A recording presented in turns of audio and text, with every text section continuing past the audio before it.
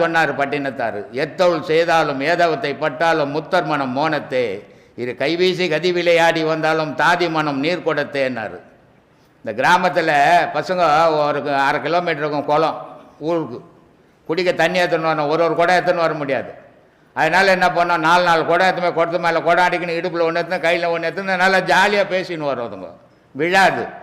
நம்ம என்ன இவ்வளோண்டு பொருளை எடுத்து வச்சா கீழே போட்டு உடச்சிடுவோம். ஏன் விழாது அப்படின்னா, எது பேசின்னு எது சிரிச்சின்னு வந்தாலும் அது மனசு வந்து அந்த குடத்து மேலேயே நிற்குதான். அதனால் அது அசையலடா. அந்த மாதிரி நீ இன்பத்தில் இருந்தாலும் துன்பத்தில் இருந்தாலும் உன் மனசை கடவுள் மேலே செலுத்துறா. அதை விட்டுப்பட்டு நீ இந்த உலகத்து மேலே செலுத்தினா நீ நிம்மதி எழுந்துருவிடான்னா.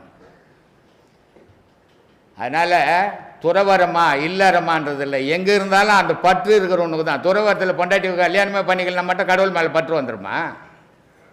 இல்லை பொண்டாட்டி வச்சுக்கிறவனுக்கு பொண்டாட்டி மேலே தான் பற்று இருக்குமா? அப்படிலாம் கிடையாது. அவன்